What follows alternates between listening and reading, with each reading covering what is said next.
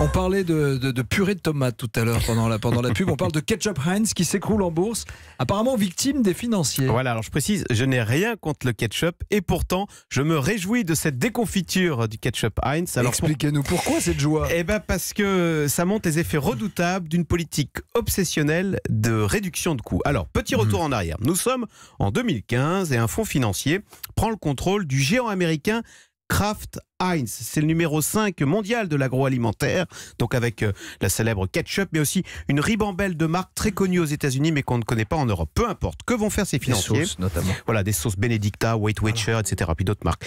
Que vont faire ces financiers ? Ils vont réduire les coûts comme on a rarement vu. Donc ils vont commencer par fermer 6 usines. Ils vont virer des milliers de salariés, virer en un quart d'heure, vous savez, par des petits jeunes embauchés exprès. Et puis ensuite, ils vont imposer la méthode redoutable dite du budget base zéro. Alors c'est Ça veut quoi ? dire quoi ? Eh ben, chaque dépense, chaque centime doit être justifié. Alors tenez-vous bien, exemple, pas plus de 100 cartes de visite par an pour les managers du siège. Pas plus de 200 photocopies par mois. Alors quel est le résultat de cette politique à la Serbe ? Eh bien dans un premier temps, en 2016, en 2017, les marges vont s'envoler et les profits vont exploser. Mais ça n'a oui, ça n'a qu'un temps.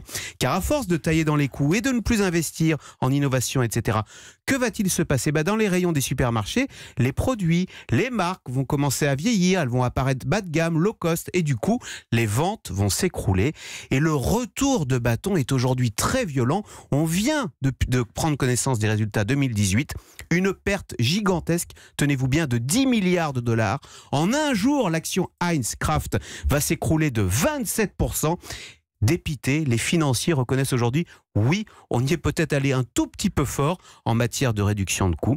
Donc c'est pour ça que cette histoire Kraft Heinz est emblématique de ce qu'il ne faut pas faire. On pourrait presque parler de la morale du ketchup. C'est quoi la morale du ketchup ? C'est que l'économie à court terme, c'est pas nécessairement plus payant, c'est ça ? Exactement. Mais vous savez, Nico, c'est une excellente nouvelle pour nous en Europe parce que cette méthode à la serpe, elle commençait à arriver en Europe. On commençait à expliquer chez Danone, chez Nestlé qu'il fallait faire comme les Américains, qu'il fallait faire le budget base zéro.